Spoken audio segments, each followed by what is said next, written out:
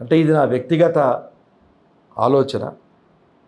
ఈ టాపిక్ మాట్లాడేటప్పుడు ప్రేక్షకులు గమనించాల్సింది, నేను ఎవరిని ఉద్దేశించి కానీ ఎటువంటి ఎలిగేషన్స్ కానీ నేను ఎవరి మీద చేయట్లేదు. I confined only out of my experience. అంటే ఇక్కడ విచిత్రం ఏంటంటే,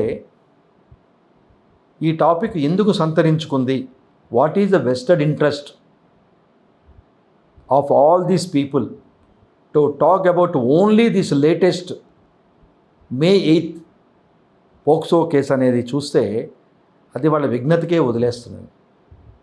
అంటే ఈ మాట మీరు ఎందుకు అన్నారు సార్, ఇంత పబ్లిక్ డొమైన్లో మాట్లాడుతూ అని మీరు అనొచ్చు. To substantiate my statement on this issue, much before May 8th, there are 2 more incidents occurred in Hyderabad city only. ఆ విషయాలు మీకు చెప్తే అవి కూడా sexual abuse comes under POCSO activities. వాళ్ళు ఇంకా చిన్న పిల్లలు. ఫర్ ఎగ్జాంపుల్ ఇప్పుడు మనం మాట్లాడుకునే కేసులో అమ్మాయికి ఒక 17 ఏళ్ళు ఎంతో ఉంటే, for example, without disclosing the names, దానిలో ఉన్న victims much below 10 years of the age. అది కూడా ఎక్కడో జరగలేదు, హైదరాబాదు నడిబొడ్డునే జరిగినాయి. ఆ ఇన్సిడెంట్స్ పేపర్లో కూడా వచ్చినాయి. కానీ ఆ ఇన్సిడెంట్స్ ఎవరు పట్టించుకోలేదు. నాకు తెలిసి ఏ మీడియా కానీ, except publishing in the or published in the print media, నాకు తెలిసి, సబ్జెక్ట్ టు కరెక్షన్ నాకున్న నాలెడ్జ్లో, ఎవరు దానికి అంత ప్రాధాన్యత ఇవ్వలేదు. సో ఆ విషయాలు ఏంటనేది తెలుగు లీగల్ ఫోకస్ ద్వారా నేను మీతో మాట్లాడుతున్నప్పుడు ఫస్ట్ మీ నోటీసు ఆ విషయాలు పెట్టి, తర్వాత ఇంత అవసరం ఉందా May 8th జరిగిన ఇన్సిడెంట్కి ఇంత వైరల్ అవ్వాల్సిన ఇన్సిడెంటు ఇది? I leave it to the yours. ఆ 2 ఇన్సిడెంట్లు డీటెయిల్స్ కొంచెం ఉన్నాయి కాబట్టి మీ ముందుకు తీసుకొచ్చే ప్రయత్నం చేస్తాను. ఇదే మే నెల 2026లో Jubilee Hills police station Jitender alias Jatin అనే వాడి మీద 5 కేసులు రిజిస్టర్ చేశారు. దానికి సెక్స్టార్షన్ రాకెట్ అని పెట్టారు. Sextortion racket, where minor girls were photographed and blackmail involving Instagram profiles. ఇది కేసు. 5 కేసులు పెట్టారు. దీనిలో ఇన్వాల్వ్ అయిన ఆడపిల్లలు కూడా పరువు ప్రతిష్టలు May 8th రిజిస్టర్ అయిన కేసులతో వాళ్ళంత స్థాయిలో లేకపోయినా, every person having its own human dignity. ఇది జుబ్లీహిల్స్ పోలీస్ స్టేషన్లో రిజిస్టర్ అయిన కేసు. రెండవది, అంటే నేను లాంగ్ బ్యాక్ వెళ్ళట్లేదండి, May 8th జరిగిన ఇన్సిడెంట్స్కి జస్ట్ ముందు జరిగిన 2 ఇంపార్టెంట్ కేసులు వ్యూయర్స్ నోటీస్లోకి తీసుకొస్తున్నాను. ఇది May 1st వీక్లో జరిగితే జుబ్లీహిల్స్ పోలీస్ స్టేషన్లో జితేందర్ ఎలియాస్ జతిన్ అనేవాడు 5 కేసులు అండ్ 5 అదర్స్ని అరెస్ట్ చేసినప్పుడు అది న్యూస్ కాలేదు. అలాగే గోషామహల్ పోలీస్ స్టేషన్ పరిధిలో సెక్సువల్ అసాల్ట్ కేసు రిజిస్టర్ అయింది April 30.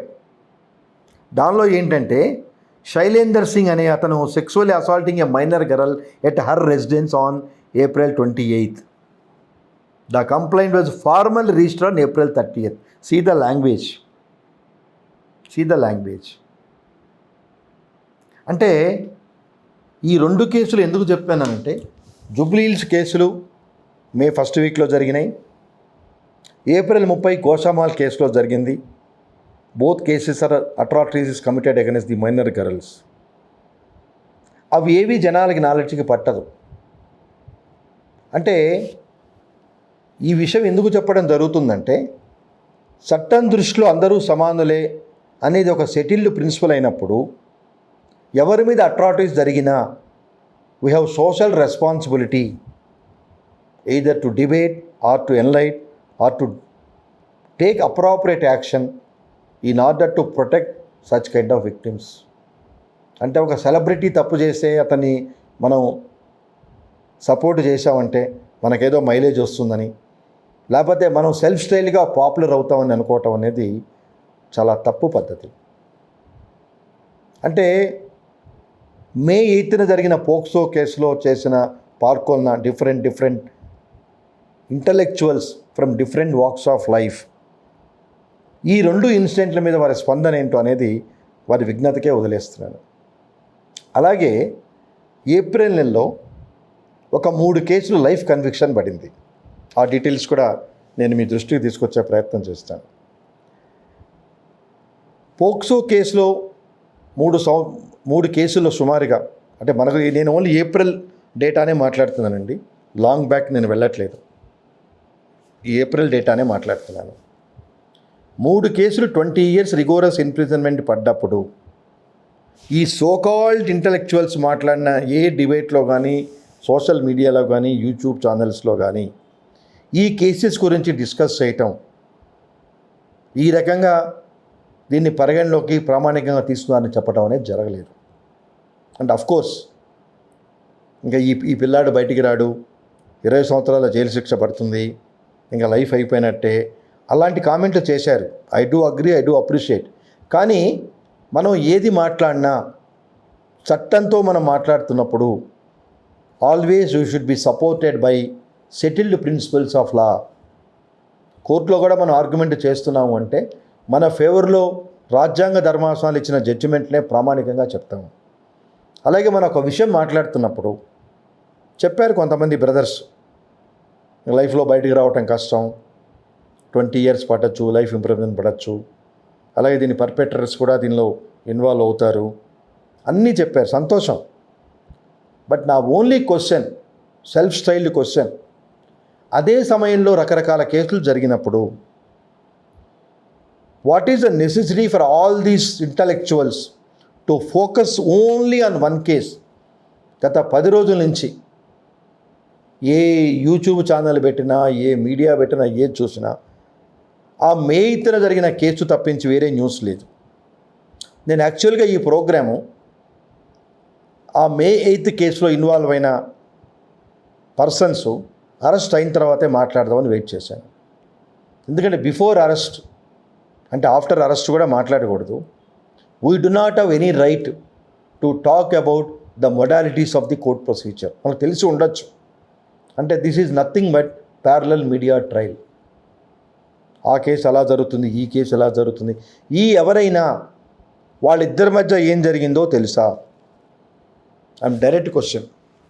Except the advocate who handled her case or his case, anybody else really knows about the discussions or what are the exchange of words, exchange of etc. between the boy and girl? Nobody knows. Victim మధ్య ఒక letter రాయటం జరిగితే మీడియాకి, అది కూడా తప్పే. ఆ advocate ఈ సపోజ్ టు అడ్వైస్, అమ్మా నాట్ టు డిస్క్లోజ్ అంటే కొన్ని ఇంపార్టెంట్ సెన్సిటివ్ కేసెస్ని అడ్వాంటేజ్గా తీసుకొని సెల్ఫ్ మోటివ్స్కి వాడుకునే జనాలు ప్రతి కేసులోనూ ఉంటారు. For example Disha encounter case జరిగినప్పుడు ఎన్కౌంటర్ కేసు మంచిదని అన్నవాళ్ళు ఉన్నారు, ఎన్కౌంటర్ కేసు చెడ్డది అన్నవాళ్ళు ఉన్నారు, అసలు యాక్చువల్గా వాళ్ళు విక్టిమే కాదన్నారు, ఆ రోజు వచ్చిన ఉధృతాన్ని తగ్గించడానికి ఏదో ఐవాష్గా చేశారు, రకరకాల కామెంట్స్ వస్తాయి. కానీ ultimately court of law has to be decided what is what and who is who. Till such time, all these issues are only nothing but speculations which would not help to the actual case law. అంటే మనం speculation చేసినందువల్ల there may be a likelihood of either tampering the evidences or wash out the evidences. There is a possibility. 2 minutes back మీతో అన్నాను 3 కేసులు life conviction పడింది, దాని గురించి ఊసే లేదని చెప్పి. అంటే ఈ మాట ఎందుకంటం జరిగిందంటే ఈ మీడియా కానీ, ఈ డిబేట్స్ కానీ etcetera first 10 to 15 days very యాక్టివ్గా ఉంటాయి సోషల్ మీడియా ప్లాట్ఫామ్స్లో. ఆ తర్వాత ఏమైంది అనేది నోబడీ బాదర్స్. ఎందుకంటే ఈ లోపల కొత్త ఇష్యూ వస్తుంది. So everybody again trying to pile on the new issue. ఇది మరుగున పడిపోతుంది. అలాగే ఆ కొత్త ఇష్యూ వచ్చి నడుస్తున్నప్పుడు ఇంకో కొత్త ఇష్యూ వస్తుంది. ఫర్ ఎగ్జాంపుల్ తీసుకుంటే ఈ May 8 ఇష్యూ జరిగే ముందు మంగ్లీ ఫైనాన్షియల్ మిస్మేనేజ్మెంట్ కేసు చాలా డిబేటబుల్గా అయింది. చాలా డిబేటబుల్గా రకరకాల స్పెక్యులేషన్స్ ఆ విషయాలు కూడా వచ్చినాయి. ఫ్యామిలీ ఇన్వాల్వ్ అయిందరని, క్రోర్స్ ఆఫ్ రూపీస్ మిస్మేనేజ్డ్ అని రకరకాలుగా వచ్చినాయి. సో ఎప్పుడైతే May 8 ఈ కేసు వచ్చిందో మంగ్లీ కేసు పక్కకి వెళ్ళిపోయింది. అంటే మరుపు అనేది మానవ సహజం.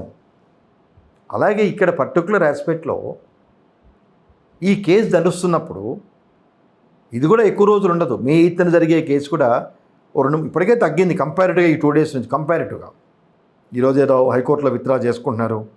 That itself become infructuous. There is no question of withdrawal. అది స్టాట్యుటరీ ఫార్మాలిటీ కాబట్టి చేసుకుంటున్నారు. They have applied for anticipatory bail. Interim protection has been rejected.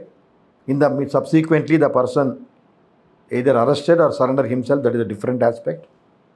Once the person either arrested or surrendered, whatever it may be, the anticipatory bail petition become infectious. Now they have to seek for regular bail before the competent court having jurisdiction. అంటే ఈ విషయాలు ఎందుకు చెప్పడం జరుగుతున్నదంటే ఒకే ఇష్యూని focus చేసి రకరకాలుగా మనం మాట్లాడుతున్నందువల్ల what ultimately you want to communicate a message to the society.